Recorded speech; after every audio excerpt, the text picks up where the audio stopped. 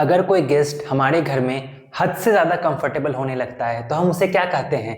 ये कहते हैं ना कि इसे अपना घर मत समझो, इतना कंफर्टेबल होना है तो जाओ अपने घर में जाकर के रेस्ट करो। ठीक है, उसे ही हम लीगल भाषा में कहते हैं जुरिडिक्शन। इसका मतलब क्या हुआ? इसका मतलब हुआ कि कौन सा कोर्ट कौन सा केसेस सुन सकता है, किसका अधिकार है उसके पास, उसे ही हम कहते हैं जुरिडिक्शन। जुरिडिक्शन जो है वो 5 प्रकार के होते हैं। ठीक है, आइए देखते हैं कौन कौन से।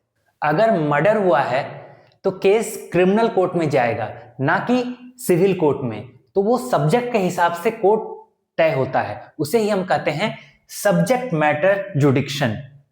अगर दिल्ली में कोई चोरी या मर्डर हुआ है तो इसका सुनवाई वहां की अदालत करेगी, वहां का मजिस्ट्रेट करेगा, ना कि भागलपुर की अदालत।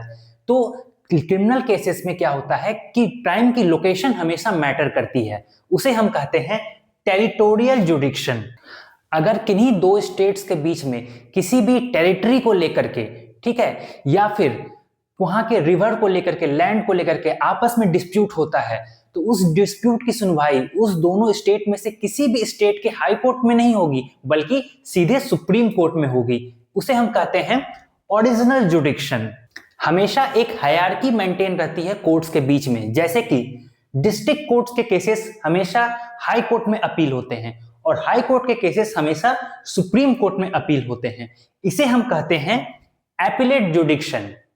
और लास्ट में कौन सा कोर्ट कितने अमाउंट तक के केसेस को सुन सकता है, उसे हम कहते हैं पिक्यूनरी जुडिक्शन।